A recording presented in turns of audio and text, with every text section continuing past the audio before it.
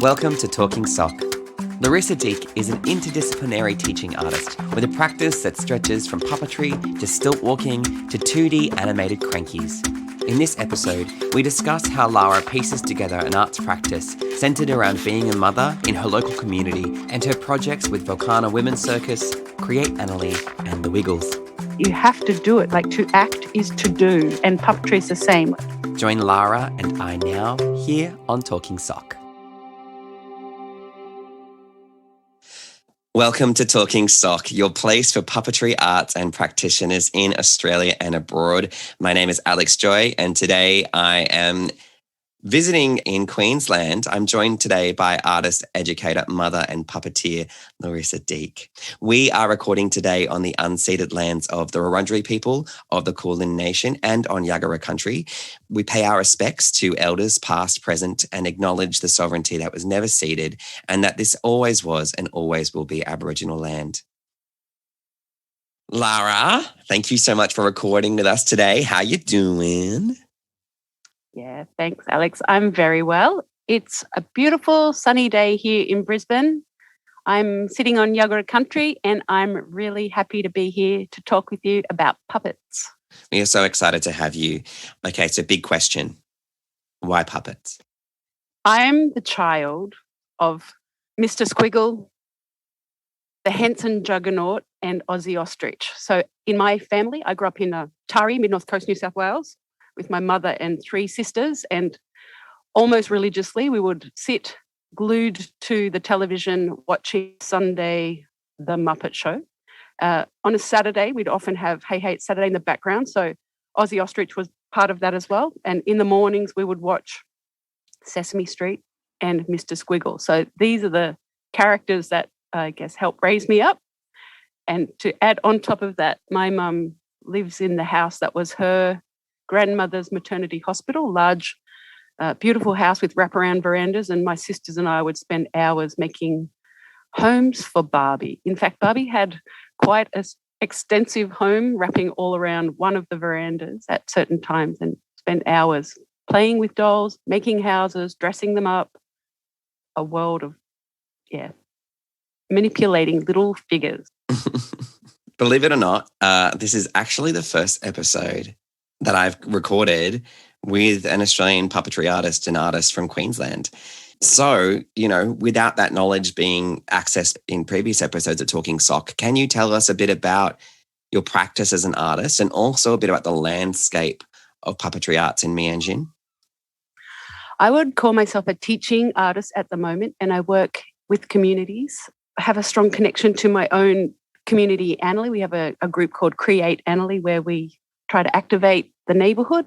One project I'd like to talk about is the Create Annaleigh project. So it was a project in 3 parts over a series of weekends leading up to a festival day where we presented our works. It was actually inspired by a festival that Kei Yusugi, the Secretary of UNIMA Australia, went to in Italy, and she posted some large cardboard puppets on her socials, and I had been talking with my Create Annaleigh team about wanting to do a parade in the neighbourhood. So I'm a stilt walker, my girls are stilt walkers, one of my daughters roller skates, and I was like, how are we making this?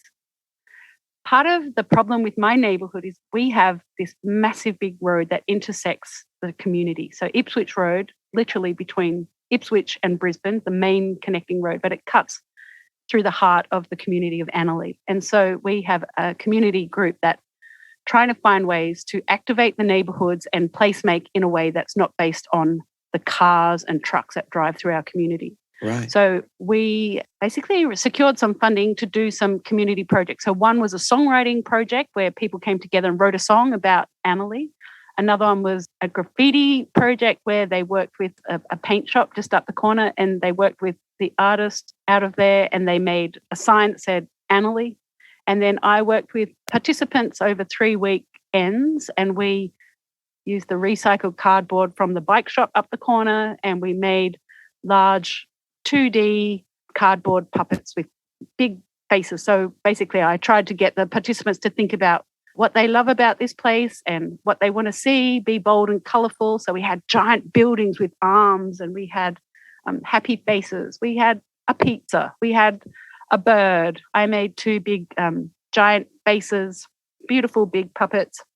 And then on the day of parade, we literally started up at Braille House, which is on Ipswich Road.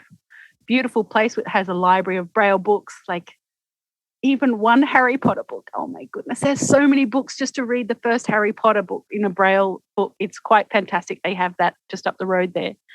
And anyway, there's a blind community around here as well. So it's a really important thing, having safe passage across the road to a primary school as well. So it's really important. Anyway, so we started at Braille House. We paraded along Ipswich Road and then we just blocked off. I think there was about 15 big puppets and then a mass of people on roller skates, people on stilts, people walking along with high-vis vests, so it didn't matter that we were crossing the road. And we basically went around the street, up and down the street, all the cars beeped and had a joyful kind of moment, and then we set the puppets up so people could have a look at them. And it was really nice just to reclaim the street for pedestrians, but to do it in a creative way that was fun and that people got to have a hands-on involvement in the creating of those puppets. And then just a marker, I guess. That was 2019, and we actually haven't done a big project like that since, because I guess all the COVID restrictions. So actually next week we're having our first Create Annaleigh meeting. So we'll see what we can do this year, but hopefully we get to do something visually exciting. And I love puppets, so hopefully we get to do something with puppets again. I also work on projects with Volcana, training trainers to learn how to stilt walk and also how to have shortcuts into physical theatre making through the body.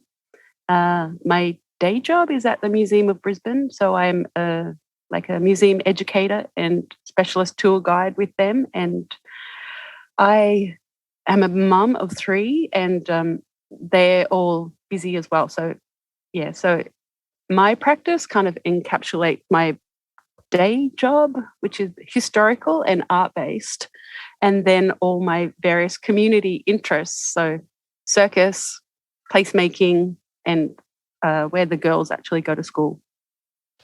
And for context, Volcana is the women's circus in Queensland, is that correct? That's right. Volcana Women's Circus is it's the oldest women's theatre organisation in Queensland, and I've been working on and off with them actually even since I first came to Brisbane in 2004. I actually had the best project with them back then. I was a stilt trainer for, I think it was 16 weeks. So it was part of a Viva Frida festival that was happening at that time at the end of the year, and I got to teach stilts to, then devise choreography, rehearse, and then perform with a team of stilt walkers with Celia White as the director. And it was quite fantastic because along the way I became pregnant, and so I was literally teaching backward shoulder rolls on stilts while I was probably 7 months pregnant. So little Gracie was born. She was grown up in a kind of crazy physical theatre land. Yeah. That's amazing. And also in my research, I bumbled across something that I kind of was blown away by. Is it true that you were a puppeteer on the first season of The Wiggles in the 1990s? Yeah. So I used to work with Sydney Puppet Theatre with Sue and Steve, and they were friends with Graham Haddon. And Graham, I believe he was the director on those Wiggles puppets. Must have been 1998, I think. It's actually really fun. I got to puppeteer all of the, colourful skivvy guys, as well as Kaz the cat, which I quite liked. And then, some of the, I think Henry the octopus, all those kind of guys. But yes, I did get to sit in the big red car. And I think it was actually really, really great. Like the first time I did anything for TV, I've done a few little TV jobs. Like when I moved up to Brisbane, I did New McDonald's Farm here with Chris Lane, which was quite fun, very different style of puppetry. I don't know why tangentially I got invited to puppeteer on the movie Nim's Island, which sadly not credited. Like if you look at the credits, the only puppeteer on that film is Richard Newick, but quite frankly, if you look at the puppets, you can clearly see one person, there's no way that they could have done all the puppetry in that film. So only he got credited, sadly. Also, in terms of TV, actually, I'm going back to the Wiggles. On that, I think Matt McCoy was on there. So when I went back to uni and studied, I connected with Matt because I did Bachelor of Arts in Theatre Theory and Practice at University of Western Sydney. And so we had to do practicals in, professional settings. So I contacted Matt because he was working at Farscape. And so I got to do my practical project in Farscape as a puppeteer. And then I got to do some casual work there after. So I think not everyone had a great experience on that Farscape set, but I certainly did. And I guess if I wasn't at uni and I was focused in a different way, in hindsight, why didn't I work on them? Or I don't know, had a million things going on. Also, just tangentially, on that show, I think her name was Fiona Gentle. So Fiona was another female puppeteer. And I remember at that time, she would only do a shift from time to time. And I couldn't work out, like, Fiona, why are you here all the time? And she would say, oh, I'm a mum. I can't work the same way as these single people can. And it sort of the fact that I remember it now is like, oh, I really noticed that she, as a primary caregiver, had to really make time to be able to work in her chosen field. Yeah, I definitely want to ask you more about your role as both an artist and a mother in a little bit later. But I'd actually like to just jump back into Volcana and the role that you played there, because I love that Volcana as an organization tackles the inequity of representation in the industry. And I'd like you to tell us about your time with them. Obviously, you've mentioned that you're a stilt walker and that you were training people, but also how your practice and your inquiry as an artist is informed by feminism and informed by that inequity in representation. Thanks, Alex. Yeah, Volcana is an organisation very close to my heart. I think they've been very supportive to me as a creative woman over my time I've had multiple roles at Volcana. So I started off as a stilt trainer. Then after a period, I took on the role of the outreach coordinator. So working with different communities to, I guess, connect organisations together and then work with the young people that we generally work with. So I did a project once with Rwandan refugees. Another one, we worked with people living with cerebral palsy. I took a group of beautiful young stilt walkers up to the Dreaming Festival, which was an Indigenous arts festival on the Woodford site for, I think it was 2008, 9, 10 maybe. That doesn't exist anymore. But these beautiful girls down from Inala, they'd never performed in front of a big crowd before, and you could just see their confidence really growing. It's nice, actually. Then I became the Volcana Kids coordinator, and we kind of helped set up their kids program. So there was always we call it a Volcademy, so where the training people come in and they train. They never really had a kids version. So we set that up, which is pretty successful, actually. I think there's 3 days of kids classes that happen at the Volcana space now. Wow. Also, I've worked on a number of shows with Volcana. So as like a puppet coordinator, one was the Wizard of Ozland. So we worked with the Brisbane deaf community here, and I worked with them with shadow puppets. So we created, it was a retelling of The Wizard of Oz, but the different characters all had different communication style, and they had to all come together, and Ozland at the end brought them together. So we had shadow puppets, and we had vignettes where they would make shadow forms with their bodies and the shadows would walk over them. Quite beautiful. Another project that I worked on that I really love and I really respect Volcana for is Grave Effects. So Grave Effects was in October of 2011. And I'd had my third child, Ludmilla, in April of 2011. So Ludmilla was 6 months old, and I was a part of this promenade-style theatre in the historic Toowong Cemetery. And it was like a physical theatre act, circus acts. I supervised a group of women who made a shadow sequence talking about different characters that were buried in the space itself. And then I made and then performed a puppet, a baby. My section was in the unnamed grave for the babies that were either stillborn or died very soon after birth. So I made a tiny baby puppet with latex, I remember pouring the latex into the mold and Ludmilla crying in the background and me just like, I just need to get the bubbles out of this latex. Wow. And then, and then puppeteered that with like a little vignette with the grave digger. It was quite great. But just the fact that I felt supported to be part of that whole project when I had a little tiny baby. And they were very, like I have, even as I'm speaking, I'm remembering people taking her in the green room, which was the breakout room in the cemetery sort of meeting room. But it was quite, a really great family. Gosh. And I do feel that there are so many artists who are torn between their practice as a creator and their duty as a parent, but also it sounds like Volcano was really nurturing of that duality. I know that this has been the case for you because you do have 3 children and I'm not a parent. So, but I know that there's going to be so many of our listeners that will be kind of in this tussle between being a parent, being a mother, and then trying to maintain a consistent art practice. So how have you managed to step in and out of that practice over the years while raising children? And can you reflect on the struggle or the joys or how it informs what you do? Yeah, I am really fortunate to have a supportive husband. So Matt, he understands my skill set, and my education is right in theatre, community building and intercultural theatre, and especially focusing on my love of puppetry. So sometimes I think he's frustrated by my eclectic jobs that I take on, but he's very supportive. And the 3 girls, they've grown up in the world of theatre as well. So they're very supportive. Like when I took a job, like I literally got married in 2003 in March. And then I think in July, I moved to Seoul, Korea with Lat Orani Gukjang, Lat Children's Theatre. And I worked on The Little Dragon, which was puppet musical. We did 3 shows a day, I think maybe 6 days a week for 6 months. And it was quite a fantastic experience, especially with that concept of doing a show repeatedly for a long period of time, which as a performer, it was just so powerful to have that opportunity to find that.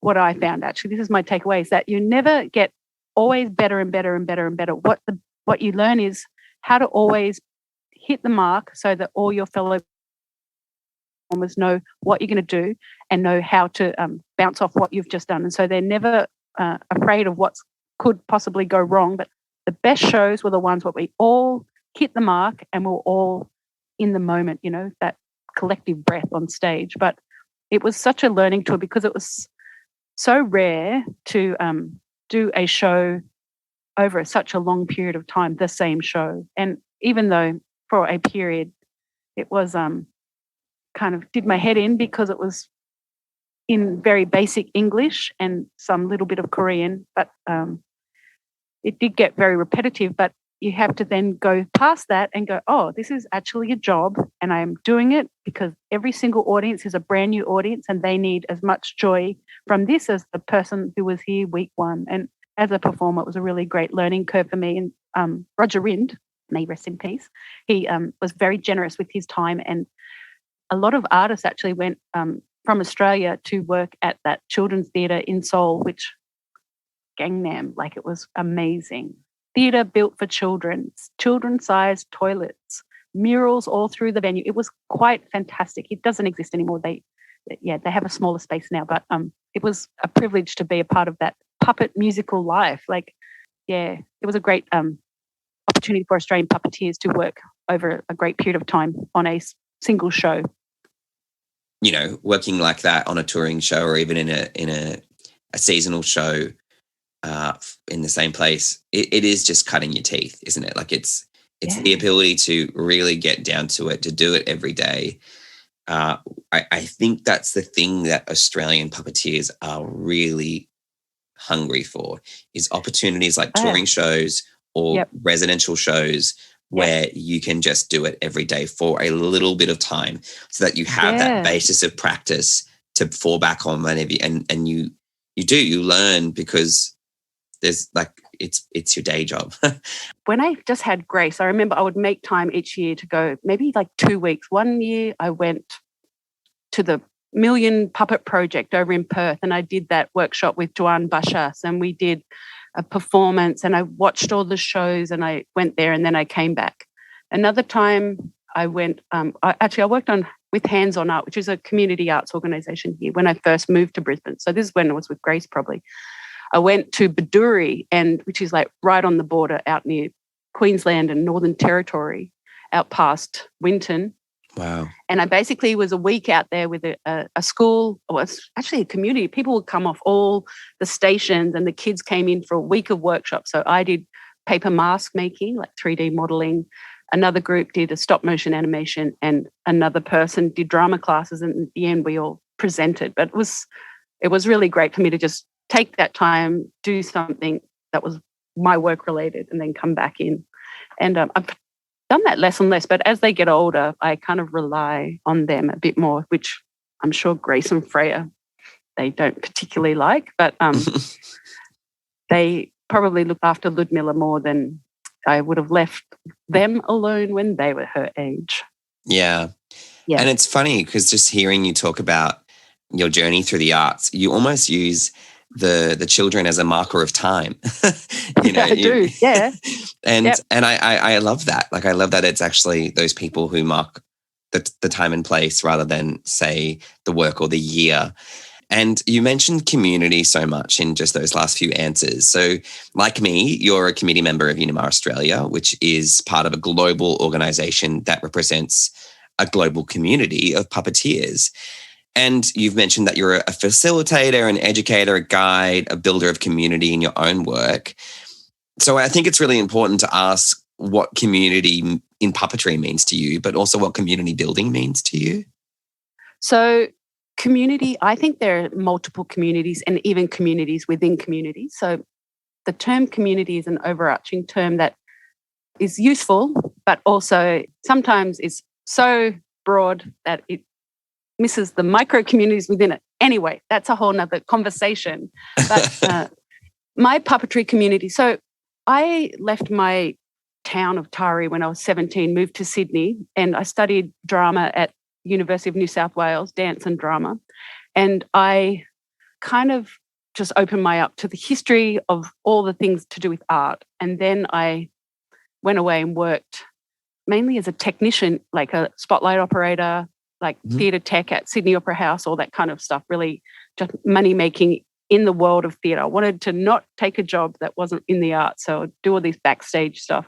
Cool. And then I realised that people started asking me to like light their shows and do things. I was like, oh, this is a line in the sand. If I keep doing that, that'll be who I am. But all the time I'd been working with physical theatre and puppetry. So when I finished university, I worked with Kinetic Energy Theatre Company, and I not only would work with them on their stuff, but I would also teach drama at Newtown Public after school. I would teach them how to use puppets, I guess, in their work, because we'd always just do. I'm really into making self-devised work, so I really take it from the participants and create from their ideas. So me too, yeah. I think it frustrates some people to start like that, but I feel it's really powerful. It gives ownership to the idea. The final product becomes more powerful when everyone's had a say in the creation of it. So I really love group devised work. That I'm getting to a point now. Around that time, I thought I'd do a workshop with the Sydney Puppet Theatre, and I did. And when I met them, I felt like I felt like I'd found my people, and I kept being drawn back to Sue and Steve because they were just so generous with their time and with their skills. And eventually I got to work with them and I would observe their community. So I would sometimes, very infrequently, go to the guild meetings down at the Rocks and just marvel. There's like fucking Norman Hetherington right there, like as a young woman, I was starstruck. And the more I was with them, then the more I got involved with Sue and Steve, the more I sort of was on the periphery of some of the things they did. So like One Van, for example, like when One Van Puppet Festival happened, it was the most welcoming community that I'd really ever been a part of. And I was so happy to be a part of that whole, wasn't just over a couple of years. I'm looking at my notes, 1998 to 2005. So that was a really massive thing that people would go there with their one van, make their work and show each other. We'd have adult cabarets. It was so fun.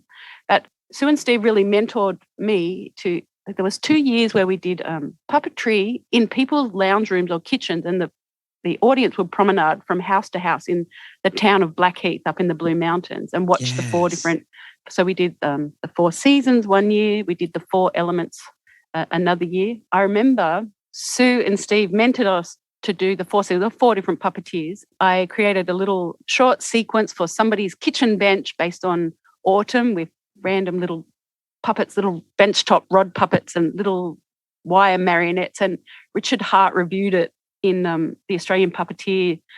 And I remember just being so proud that he got it. I think the term was, he said it was like a visual poem. And I was like, oh my God, he got it. I didn't want a narrative. I just wanted a visual poem. And I felt like, oh, someone got me. And it made me connect even more. So once that puppetry community, as that grew, I remember going actually to Melbourne to that animatronic and puppetry conference in, I can't remember what year, that summit, 2002. I'm looking at my notes here. And it actually blew my mind because our small one-van community had expanded to film and TV puppeteers. And Wow. at that time, I'd done the Wiggles, but I'd never really lived in that world. It's a very different world. And it was the first time I felt like people were coming together. Yeah. And now I've always, I feel like as I get older, I'm more interested in an academic and historic kind of connection to puppetry, which makes me a bit sad in some ways. But I also, like less hands-on, more trying to capture moments.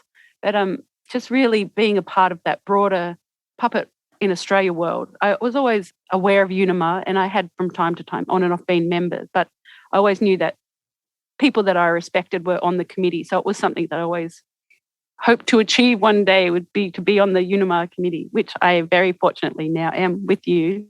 Just being privy to even international conversations that happen, that as a person who's not on that committee just have no understanding that these conversations are happening between puppeteers, looking for ways to assist each other in different places around the world, looking ways that we can inspire each other following COVID and the lockdowns and people not being able to be near each other, and finding ways that you can bring people together, or as the motto says, friendship through puppetry. It's actually a real thing. Yeah, I think it is. And first of all, shout out to Sue and Steve, because we love them and everything that Sydney Puppet Theatre has done.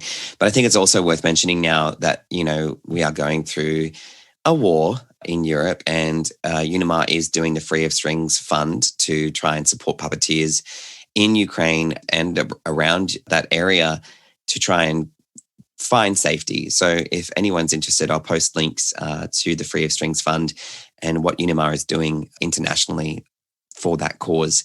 You are listening to Talking Sock with One Orange Sock and Larissa Deak. We will be right back after a short break. Make sure you hit subscribe and follow at One Orange Sock Productions on Instagram, and more with Lara in just a minute.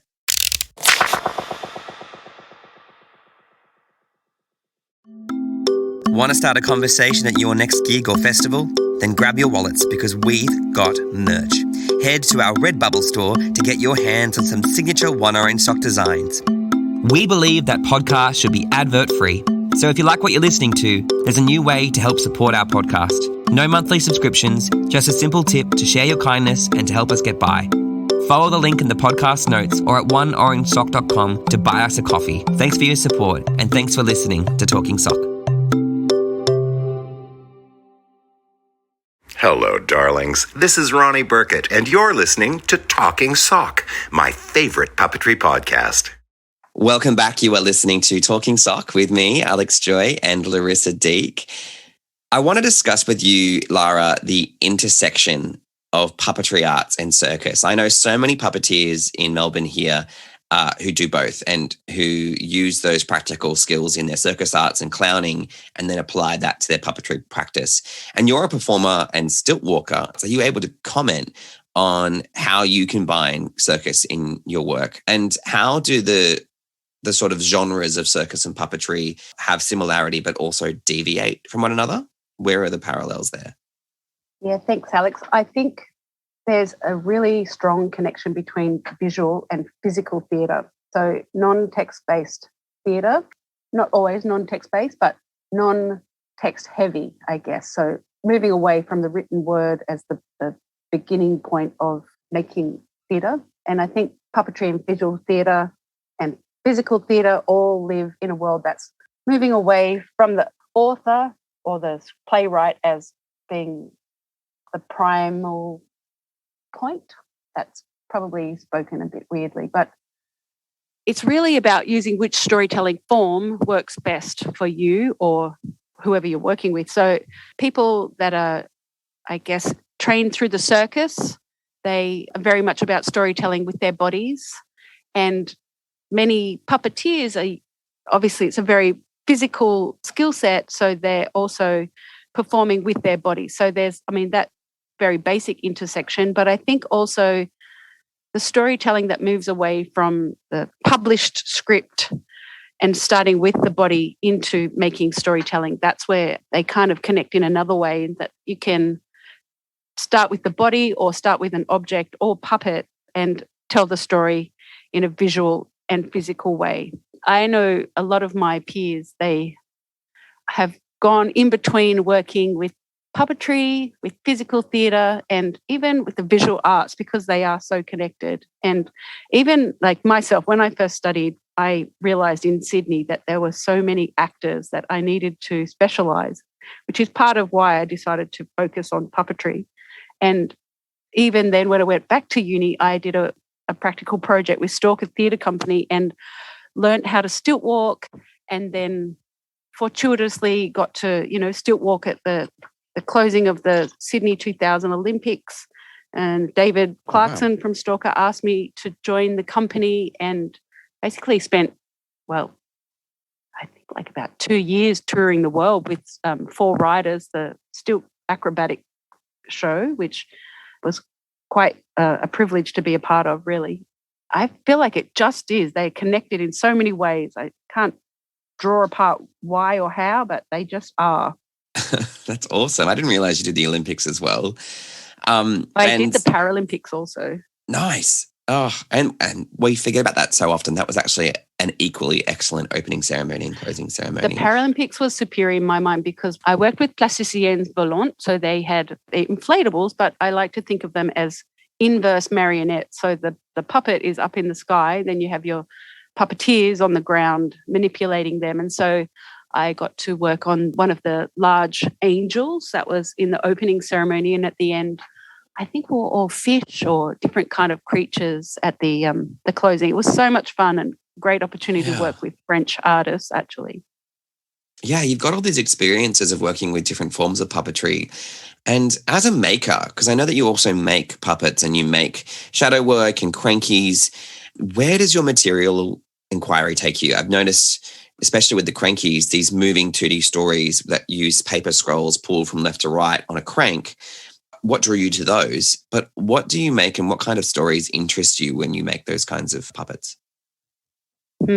Okay, so the crankies I just basically started tinkering with because I think as a parent, it's really hard to collaborate on a regular schedule with collaborators. So it's kind of like, oh, well, I have to just make something for myself if I want to keep making stuff. So exploring with the idea of the cranky because it's tiny, but then the more I did, I realized you actually need more hands. So then I started getting my daughters involved.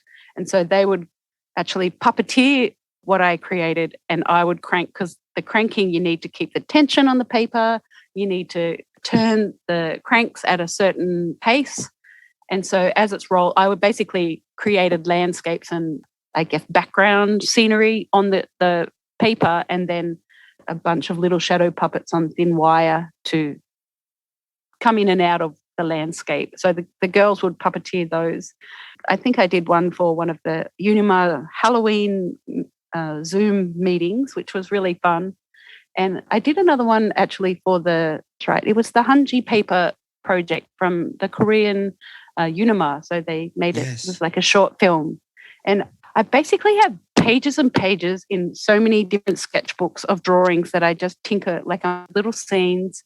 And I thought it's a really great way to animate them without, going through the whole process of being an animator. So when I was at uni at Western Sydney, I did study animation a little bit, but I was always drawn to the hand drawn, which is so time heavy. Yeah. That it's kind of like, okay, so how do you animate as a puppeteer not just puppeteer, but how do you mix those two? In fact, I really want to, I've got an idea in one of my notebooks about animating houses. So it's called Moving House, but wanting to move between shadow and animation and finding the tech that I need to upskill in this little moment. And I've got a friend, Rob Corliss, actually, he's an animator, and he said that he would help mentor me on just simple animation techniques that might be able to realise that. So that's something I'm looking forward to. I want to pick up on that moving house element of your work right now, because there is so much going on in the world right now. And I remember from your Instagram, the Baba Yaga chicken-legged hut, which is literally a house on stilts, walking away from what's happening up in northern New South Wales and Queensland in the floods that have just been bombarding that part of our country. And I also know that you have Ukrainian heritage, and you are witnessing with your family a war that is going on. And I really want to know about those two projects and how you process it through your drawing, as well as your kind of 2D animative art. Thanks. I've really been exploring my connection to Ukraine lately because of the war, and I'm finding I find it a little bit difficult to articulate because I've literally never been there. My father wasn't born there, but his father was, and his family were pushed off country. So wow, it's a connection to a land that I've never been on, but I feel strongly drawn to explore cultural practice, I guess, like looking at paper cut, looking at embroideries, looking at different imagery and storytelling from the region.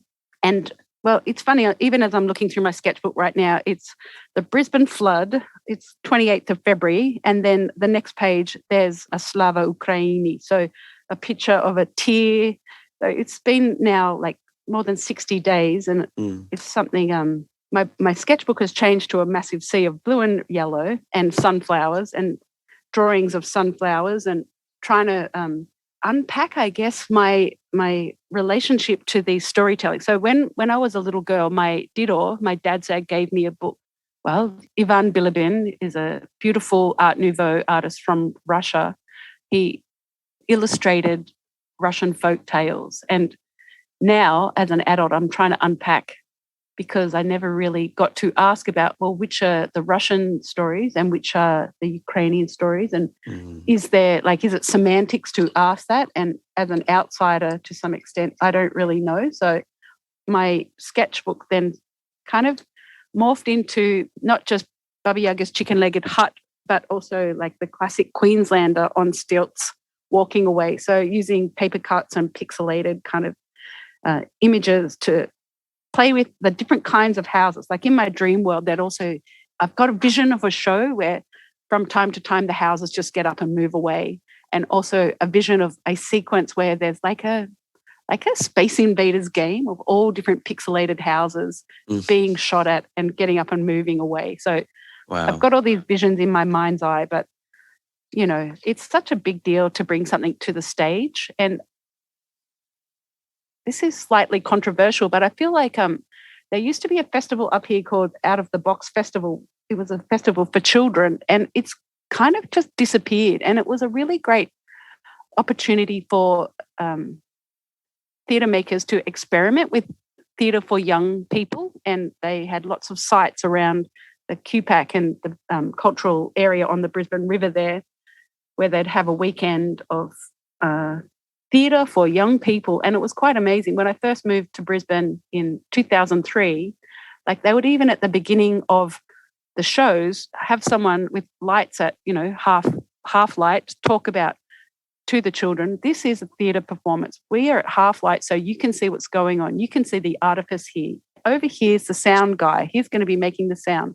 If you hear something loud, just look over there. That's where it's coming. Like really educating the children about how theatre is made and the magic of theatre. So I really remember that. And so when COVID hit in 2020, there was meant to be a Out of the Box festival, but it's kind of just got absorbed into QPAC's internal programming. I don't understand it, and I feel like there's a loss of possibility for people to create new works and present them in a festival setting, especially for theatre for young people.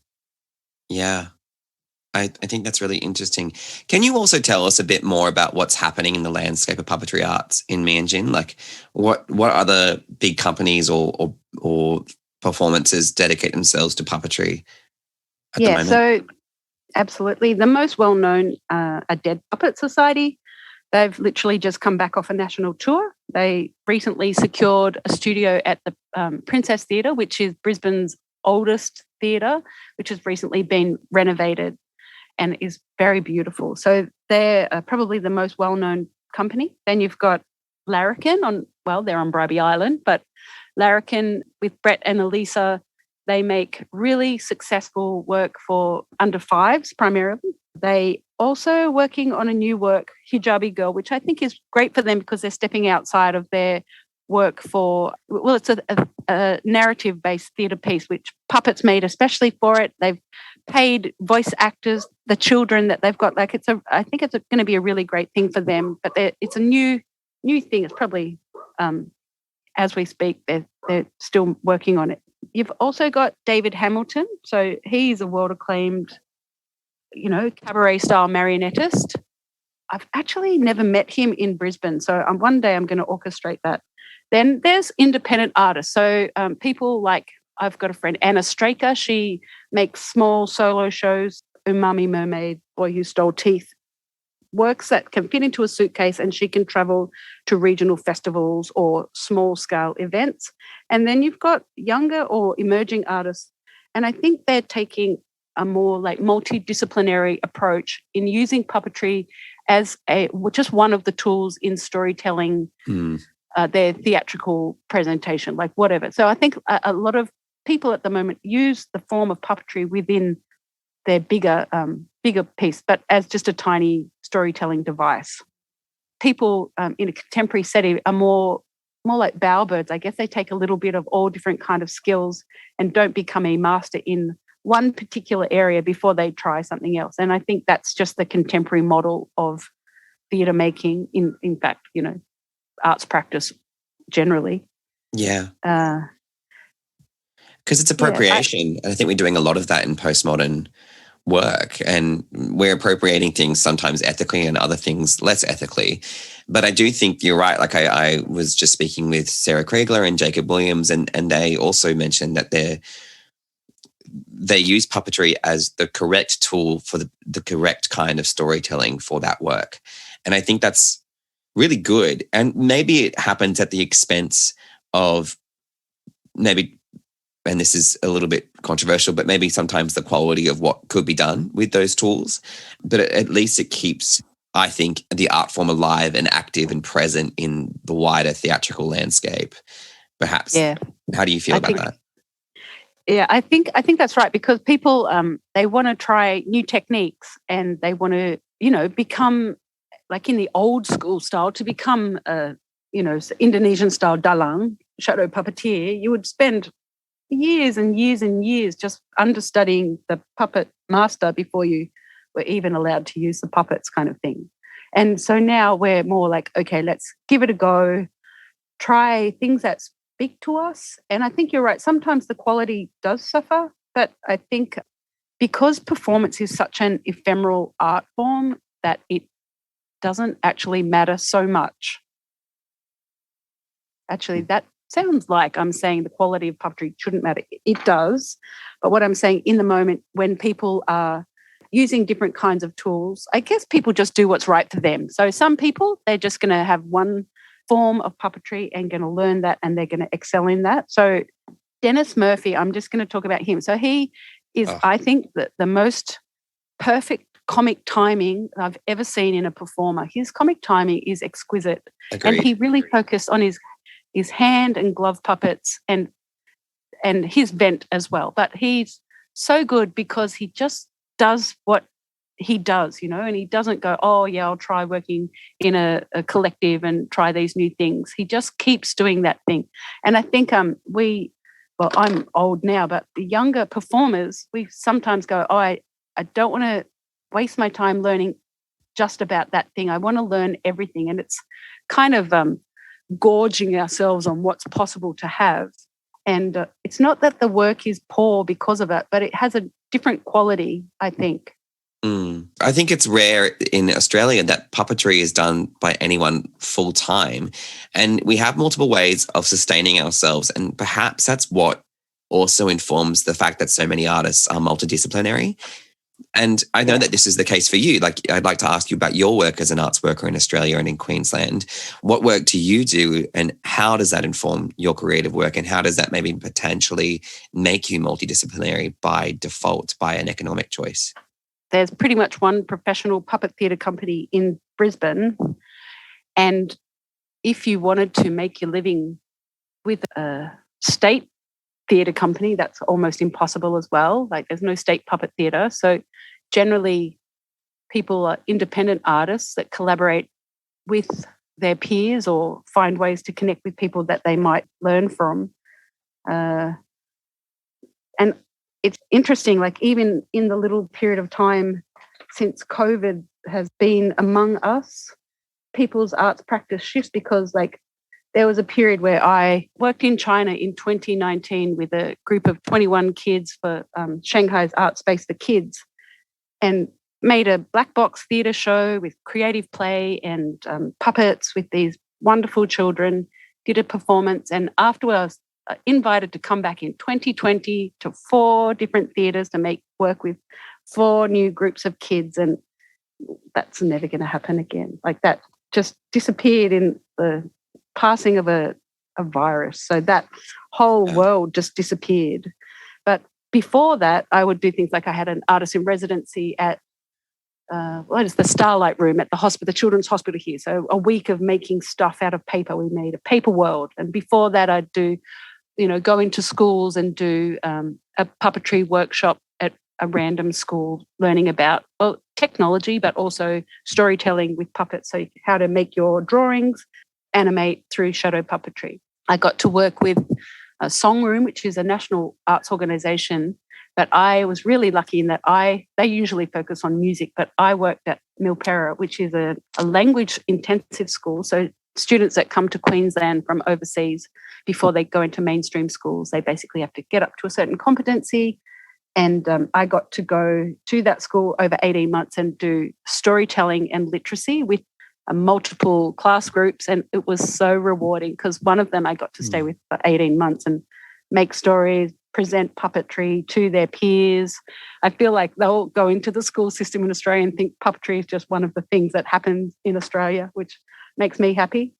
I work at the Museum of Brisbane as my day job, and part of that is a museum educator. So I started there just thinking I'd do a couple of shifts in the Learn department, and as time's gone on and COVID sort of changed the way that we work, I find myself there as a specialist tour guide and in their Learn team, and totally nothing to do with puppetry, but it's all about storytelling. And I think for me, that's the key connector. Yeah, right. Obviously, working with Volcana, working with like different organizations, like even like as a parent, I've chosen to be the primary caregiver of the girls, and I haven't always stayed home. So I would take jobs all over the place, but it's really important, I've found, to find like-minded peers to connect with within my local community and my school community. So finding other women that are creative, and found this network of people. One of my friends, Kai, her ceramics practice is like fantastic, and we've worked on, well, I'll say award-winning, like a yarn bombing project that we had that was basically to encourage active school travel in the community. And we got funding for that. She, got that through council, and we could sort of put our creative practice into our local community, which meant that we could be nearby to the kids, which is quite good. And that's sort of grown, like that connection with her has grown up to being part of theme teams at the Laneway festivals when they come to Brisbane, and being part of, the install of these amazing visual art installations, which are all tangential to puppetry, but I think the arts are so broad that I still think they're all related. That's awesome. And they are. I agree with you completely. And I think also the art that happens on a local level is just as important as the art that happens at Dead Puppet Society. It's really about that community fostering, and I feel like you do that so successfully. And there's just so many examples that we've barely scratched the surface of today. I want to ask you the big question though, Lara. Who are your heroes in puppetry, especially the contemporary heroes? And even as an artist, who are you grateful for having in your time as an artist so far? And yeah, who are the names that we should know? Thank you. I feel like some of the names you already know because my performance mentors, I will say, are Sue Wallace, definitely Richard Bradshaw, Dennis Murphy, and Sue, especially because she instilled the notion that puppetry can inspire joy, and she always encouraged to find the joy in the work, which I think is something that's really important. So I'll say in Australia, those people.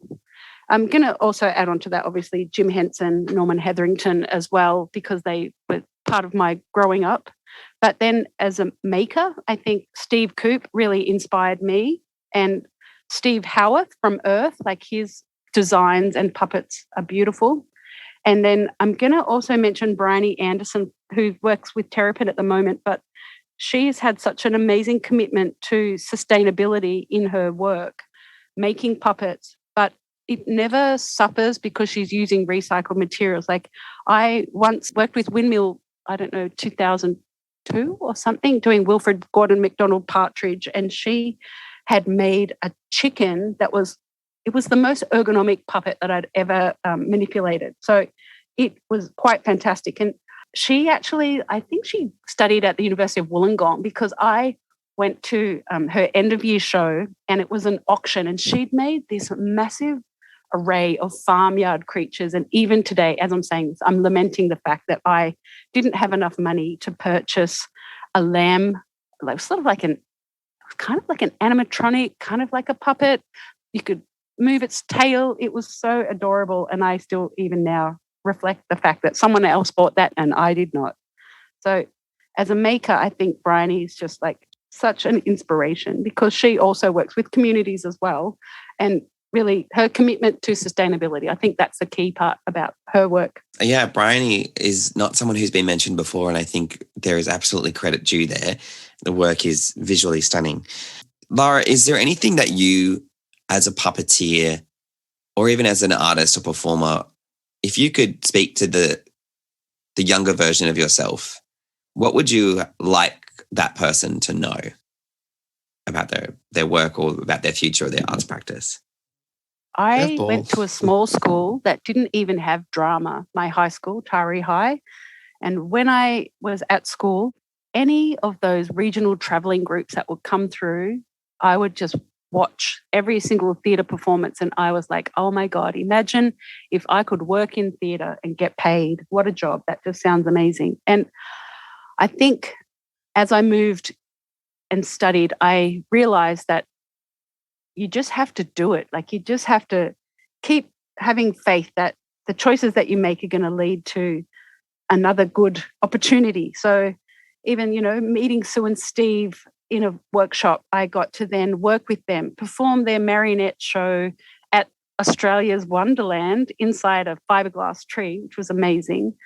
And wow. Also perform my own shadow puppet show, The Firebird, at the Rocks Puppet Cottage. And it's my favourite work memory.